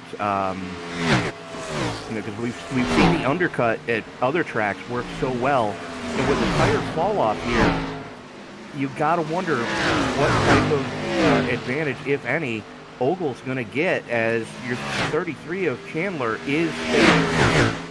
Jeff Chandler, just that last lap. Now, granted, he did have a little bit of battling there with the 55. Right at the end of that lap, ran a 29.92. His best lap of the race is a 27.6. And now here he comes into pit road. Diefler sticks right with him, 1 and 2 coming into pit lane here. And you could see how much those cars are sliding. So much speed on such a flat part of track, and absolutely no help as far as tire grip because the marbles are all getting kicked down there. I was about to say, whooped tires on a dirt part of the track that's flat. Oh yeah, what could possibly go wrong? As Tommy Cannon inherits the lead, all important bonus point for him in the point standing. Tommy Cannon will stay out another lap, as well as Luke Lafaro. That gives 3rd place to Jeff Pogo. And would like to see the race off of pit road here between the 41 and the 33. 33 is down and away. There goes the 41, and they are going to come out essentially neck and neck. That 33, though, of Jeff Chandler just does get out ahead of the 41. They came out of pit road exactly how they went into pit road. A little bit closer, though, as unfortunately. Cannon and LaFaro. There's Cannon and LaFaro coming into pit road. Jeff Pogo stays out. He will get a lap lead. There is the 25 of Alex Huffman. Hang on to her. Who is it? The 33 just went skidding down the front straightaway. There's Chandler right there. So that clearly, he lost several spots there as Diefler, Ogle, and Barry both get around him. But let's see if we can take a look here. See if it'll go far enough back. Because there you see, old tires and new tires, pardon me. Old tires, what a slide. Still trying to fight that 33. What a save. What an absolutely incredible save there by the driver of the 33. Pogo finally brings the pit side. Jeff Pogo. Take a look at him in pit road. Evan Pienta in pit road. There's Jamie Leach as well in the 13. He's down in pit road as well. And that will hand. I was going to say, go ahead. That will the effective hand lead Chris of the race. Brown. Yeah, Chris Brown in the race lead currently. Aaron Diefler, however, is effective race lead. And Thomas Ogle, you're right. If you look at the undercut that Ogle has gotten, he was about 4 or 5 seconds off of the top 2. He is now within a half a second of the 41.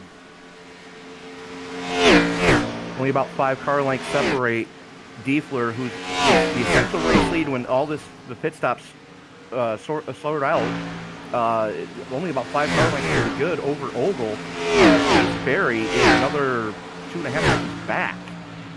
And Chase Berry was another one of those guys that decided to take a little bit of an undercut as well. The top 4 are separated by about 3 seconds. The top 4 behind, pardon me, I should have said that. The top 4 behind the race leader, Chris Brown, who you're seeing right now, as Bechtel will get his lap back. Jordan Smith getting his lap back. Jeff Pogo's going to end up getting his lap back as well here. as, oh boy, Jordan Smith had one heck of a slide. Coming out of turn 2, there goes Evan Pienta, as here comes the one of Chris Brown. He hits pit road. He's actually going to just get inside the commitment cone on the inside of the racetrack. My goodness. Now, we saw Jordan Smith go into pit road. He was one of the first ones to go down pit road. So he's probably already used his tires completely up.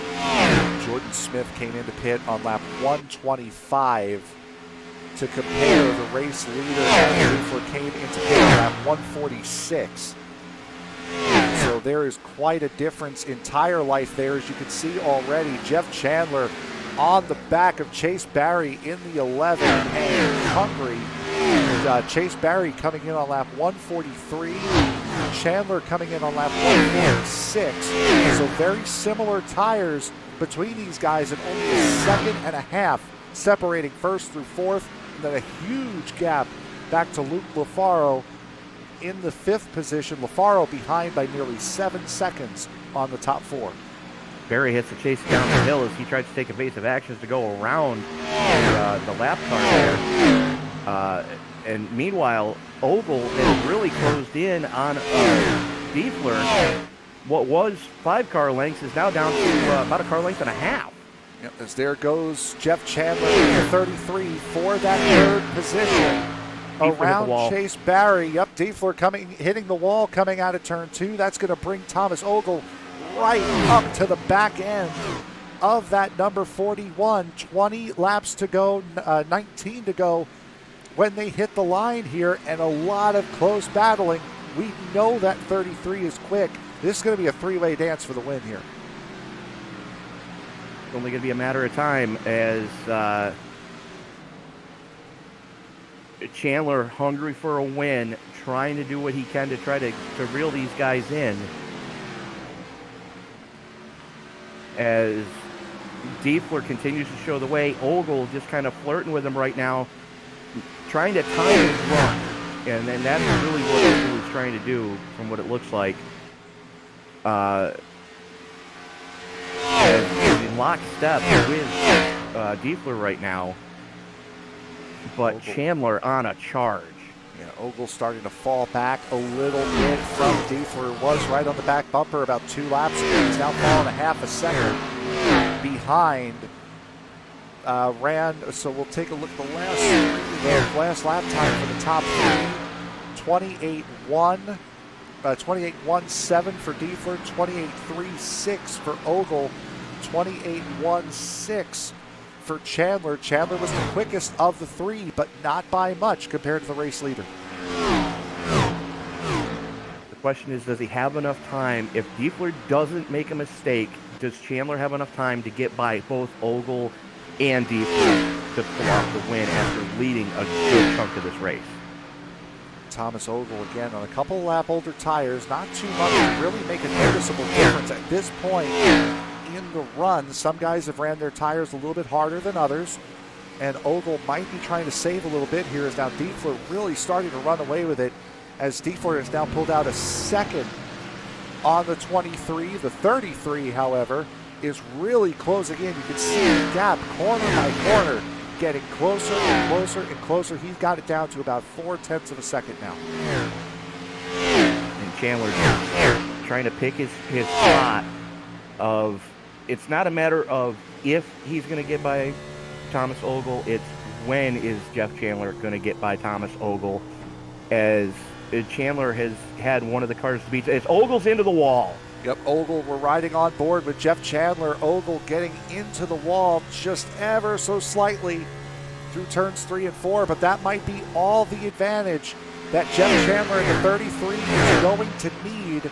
Chandler gets right up to the back end of Thomas Ogle in the 23. Now Matt McMeekin is the lap car in the 14 that's between these guys. As Chandler, unfortunately, not able to make a move, he might need a caution here to get himself back up to Diefler if he wants a chance to win this race. The gap to the lead right now, 1.6 seconds from first to second. We are 12 laps to go. Diefler, Ogle, Chandler, Barry, and LaFaro, your top 5. And about an 8-second gap from Diefler to LaFaro. 8.5 seconds from 1st to 5th. LaFaro pretty safe in that 5th position. He's got about 4 seconds up to chase Barry in the 11 and 4th, and about that same distance, maybe a little less, to Tommy Cannon in the 47 in 6th. As Aaron Diefler has really strung away from the rest of this field here, coming to 11 laps to go for Diefler. He's got a 2 1/4 second lead on Thomas Ogle, and Chandler might have the quicker car on merit, but he certainly is having a difficult time getting around Thomas Ogle for that second position so he can give chase. He needs to make a move and make one now if he wants a chance at winning this race. And the question is, does he have enough tire left to get by Ogle without Ogle making a huge mistake? As Ogle flirting with disaster coming through 3 and 4, almost eating the wall again, as Chandler all over his back bumper and filling his rearview mirror right now, trying to shades of Dale Earnhardt Sr., trying to pressure Ogle into making a mistake. And Ogle has made several mistakes here tonight. He's gotten the wall more than a couple of times. Same can be said for Jeff Chandler, and it was the big mistake that we saw a couple laps after his pit stop that put him in the position that he is currently in right now. Remember, coming out of the pit road, he was ahead of Aaron Diefler in 41, had a big slide coming out of turn 4 and down the front straightaway that put him in the spot he is in right now. 9 laps to go, coming to 8 laps to go. Unless a caution comes out here, this looks like it could be Diefler's race to lose. And Diefler just trying not to put a wheel wrong, as he's got clear track in front of him, clear track behind him. 2.5 seconds to the good over Thomas Ogle. Jeff Chandler trying to figure out how to get by Ogle if he can. Doesn't want to put either one of them into the wall or either one of them out of the race, as it's very easy to do if you step on your own junk. But closing in on, we're 7 to go right now. Has slowed the pace down just a little bit. Unfortunately for Jeff Chandler, so has Thomas Ogle, and really Chandler can only go as quick as Ogle is going in that 3rd position, and Chandler actually falling way off the back of Thomas Ogle now. He looked really slow going through turns 3 and 4 there. Might have just been the camera angle we had, but Ogle was actually the quickest of the top 3. This is the first time we've been able to say that since these 3 had gotten together. 29.22 for Diefler, 29.07 for Ogle, 29.24 for Chandler. Chandler burned the right front off. There you go. Doesn't look like that car wants to turn anymore. And Ogle now, my goodness, Diefler has really turned it down here with 5 laps to go. He ran a 29.7 that last lap compared to Thomas Ogle, who ran a 29.05. We might still have a race for the win here with 4 to go. Ogle has to keep his wits about him. As, like you said, we're 4 to go. Diefler, Ogle, Chandler, and then you're 2.5 seconds back to Chase Berry in the 11. You can see the difference in times down there at the bottom of your screen. Ogle just marginally slower that last lap than the 41 of Aaron Diefler. Let's see what it was this time around. And again, just marginally 80,000. slower. Yeah, it's just marginally slower. As we have 3 laps to go here in the Lady in Black 240. Diefler doing everything he can to try to hang on, as Popsicle Stick's going to be in the air, this time off of turn number 4. Diefler has control of the field. Yellow flag is out. We're going into overtime. Oh, wow. Might have been the 55. Yep, there it is, of Zach Calloway. And he hit that wall a ton on the inside. You can tell that engine is done on that 55. And boy, oh boy, when you just need a little bit of clean racing. And it always seems to happen. All we had was 2 miles. We'll take a look at, oh my goodness, he hit the wall a ton coming out of turn 2. He slipped it hard coming out of turn 2 and just completely nailed the inside wall hard. So that 55 of Zach Calloway, who had a top 10 run going, unfortunately is not going to see the finish of this race. You hate to see that for anybody, but Callaway is one of the nicer guys in the league, and you just hate to see that happen. He got up into the marbles, banged the outside wall, and it was just skating from there on. Some of these guys looking down, trying to see if they're going to go to pit road. Jeff Chandler is not going to hit pit road, so these guys might be out of tires. As we're seeing, these guys have come in. Diefler has come in 4 times. Ogle has come in 4 times. Both Chandler and Barry have come in 5 times. 4 times for LaFaro and Cannon. Bechtel coming in 5 times. So this really was the caution, though, that Jeff Chandler needed to get up to the front. How much could that worn out right front really hurt in a 2-lap sprint? I don't think it's how much is it going to hurt Chandler. It's how much is it going to help Chase Berry and how much is it going to help Luke LaFaro, because this is what LaFaro needed. He was out to lunch way back in almost 10 seconds back. He now has a shot at this one. And we talk about it week after week, how you are at a real disadvantage starting on that outside line because you don't know where the leader is going to go. It is very conceivable that Luke LaFaro here just straight up could end up this race in 3rd position when he was about 10 seconds back in 5th at the time the caution came out. So sure, Chandler's going to get a jump. How close will he be able to stick to the 41? That's really on him. But LaFaro right now could really be sitting pretty. LaFaro could be sitting pretty. Chase Berry has a shot at this one. If Ogle doesn't time the restart perfect, he's a sitting duck.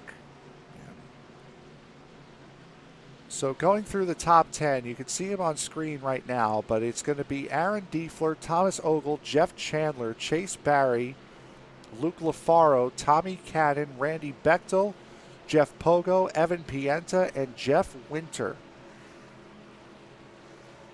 is going to be the top 10. Chris Brown in the 1 is the last car on the lead lap.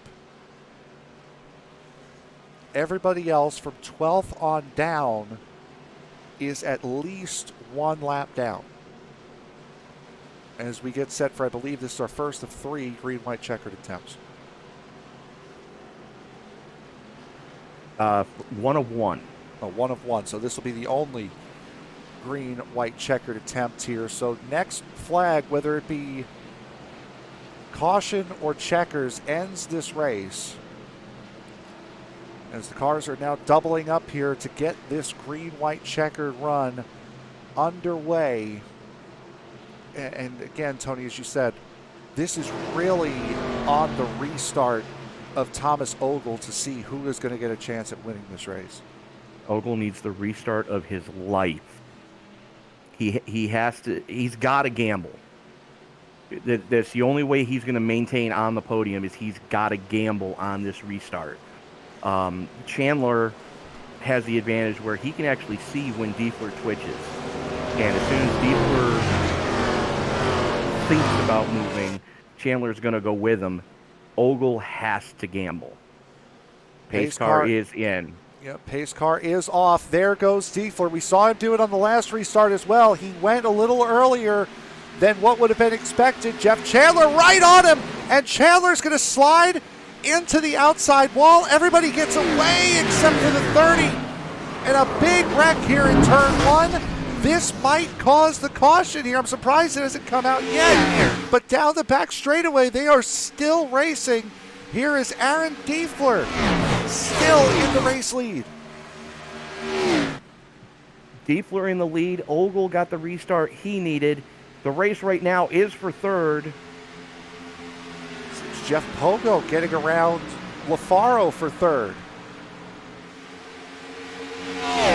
Pogo went down pit road. As the white flag comes out, Jeff Pogo on his way into the second position. You're right, Pogo did come into pit under that caution flag. He might have a chance at the win here. Jeff Pogo coming across the line. It will be Aaron Diefler winning the race as Pogo came a half a lap short from getting his first win of the season. Aaron Diefler instead will get his. And Diefler did everything he had to do. Thomas Ogle did everything he had to do. But a heartbreak for Chandler.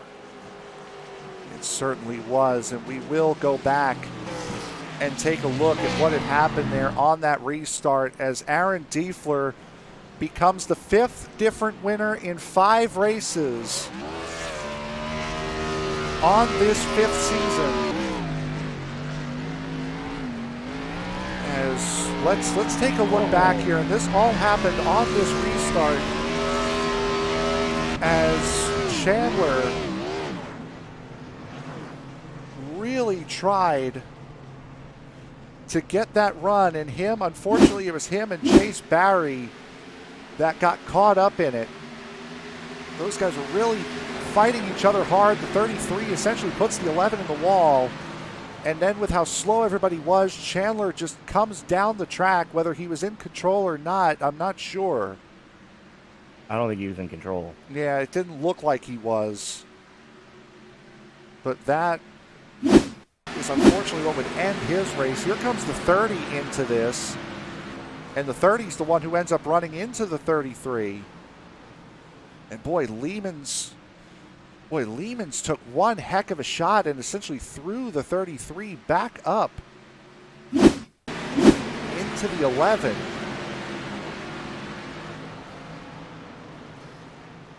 Just watch Lehman's. Wow. That was a hard hit that both of those guys took, and we'll take one more look at it here before we start the interviews here. And you could see Chandler doing everything he can to try to pinch that 78 up. The 11 of Chase Barry up, and then just comes sliding down the track. And boy, Lehman's just hit him and threw him back up the track into Chase Barry.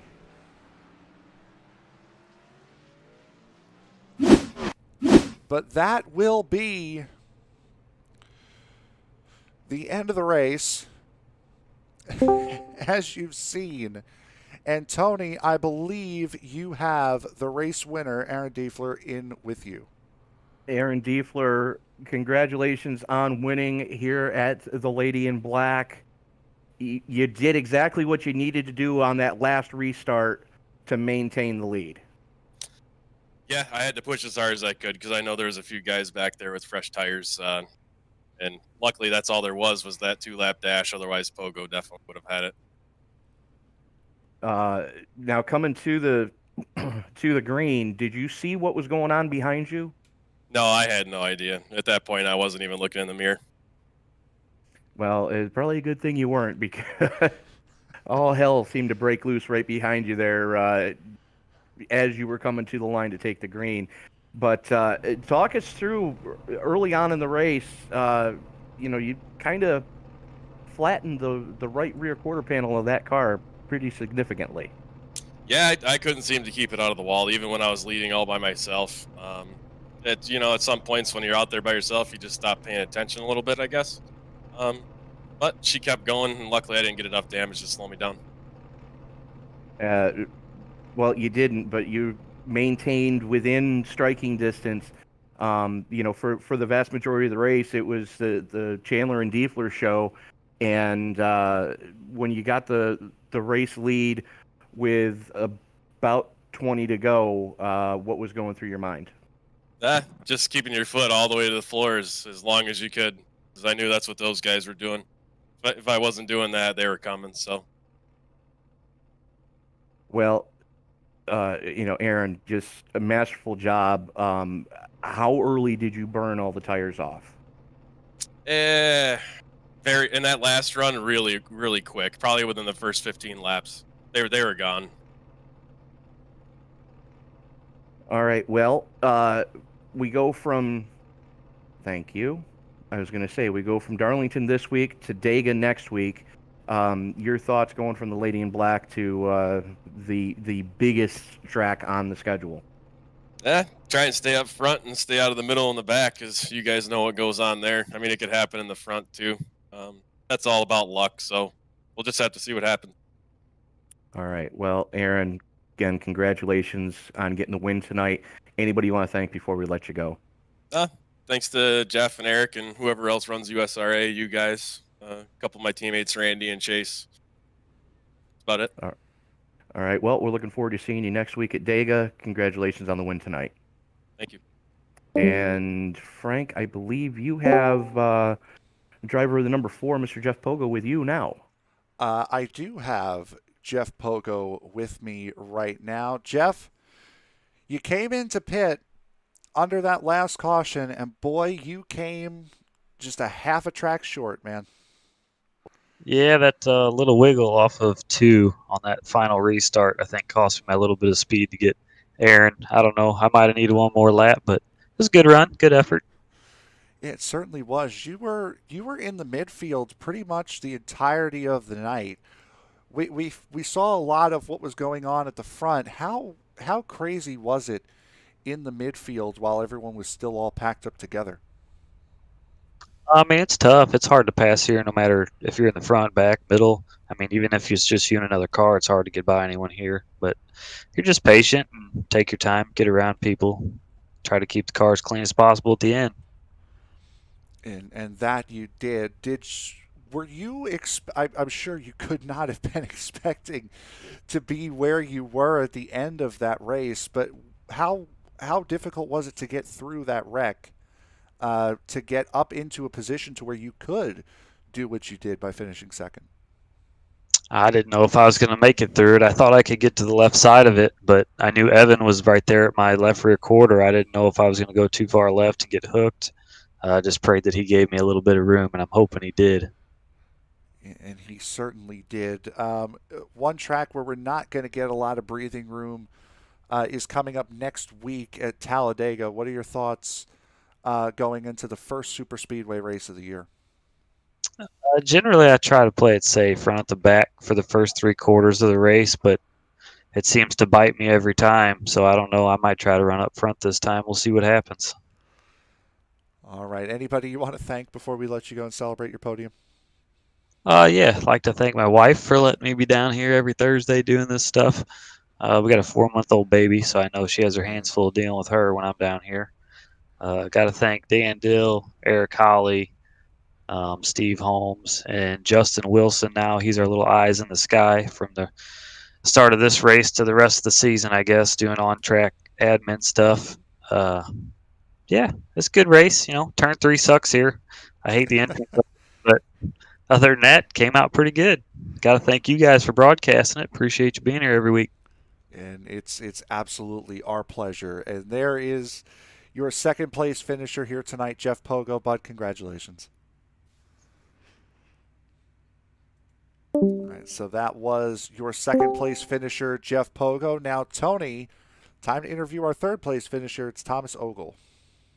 Thomas Ogle, all things considered, I dare say that you definitely did Mr. Tim Richmond proud. You're bringing the old Milwaukee number 23 onto the podium tonight. Not the finish you were hoping for, but all things considered, can't be too disappointed.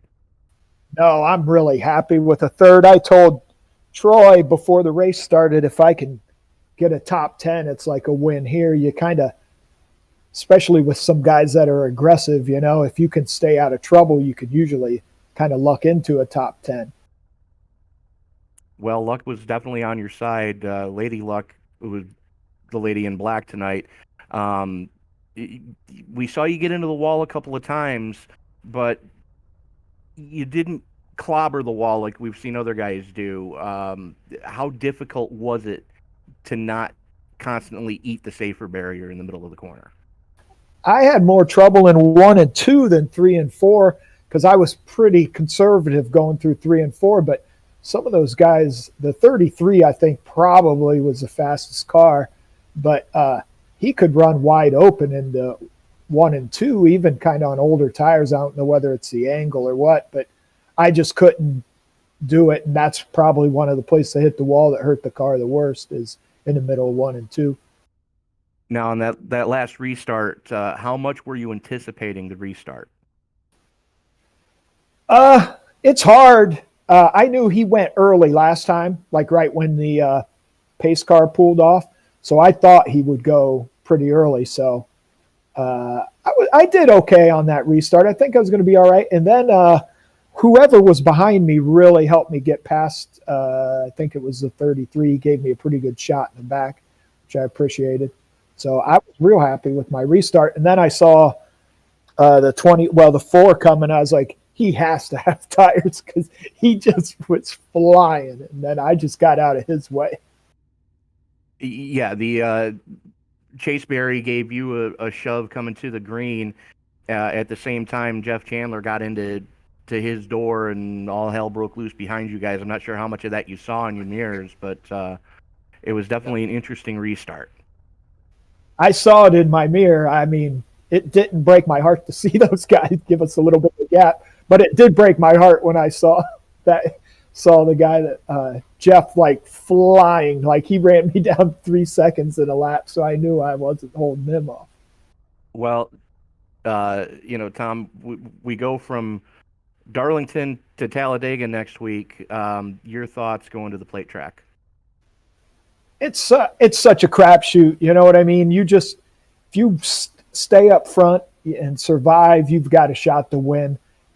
It kind of equalizes the field a little bit, so it's a lot of luck. But I love the plate tracks. It's kind of easy, but boy, it's stressful.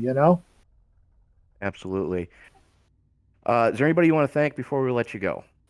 My buddy Troy Torgerson, he had some bad luck tonight. But he always helps me a little bit getting ready for the race. And thank you guys for putting on the show and the guys for running this league. It's a really good league. It's a lot of fun. Also, I wanted to thank you guys for the shout out when we were at North Wilkesboro, where you said it was a miraculous comeback. I played that for everybody I knew. Ask my wife why she never said I was miraculous. Okay. And we're going to leave that right there, bud. We're going to look forward to seeing you next week at Talladega. Best of luck to you then, sir. Hey, thanks a lot, guys. Good job tonight. The Take it away, Frank. The entertainment stylings of Thomas Ogle never seems to fail. But so we go from Darlington. Tonight, it was an absolutely fantastic race. Just so much fun to watch these guys. A very clean race as well. Only 4 cautions. And you would think packing 30 drivers on the grid with as narrow and as tight as the line is around here, that this would have been I wouldn't say a disaster, but it would have been a long night. It was still a long night, but that's just because the race was long. We saw a lot of racing and only 4 cautions here in this race. I'm pleasantly surprised with 0 complaints. Like you said, 30 cars on a track with a brand new tire model, a brand new damage model, a brand new aero model, and only about 24 hours to practice all three of those. These guys did an amazing job tonight. Yeah, and this was really the first test that we've been able to broadcast for all of that. Not sure how many other broadcasts might have been interrupted by server issues from last night, but tonight everything got sorted out the way it needed to be sorted out, and that certainly brought on one heck of a race. And when Thomas Ogle says this is a good league, it really is. These guys are phenomenal. They put on great shows every single week out. It's so much fun to watch these guys race.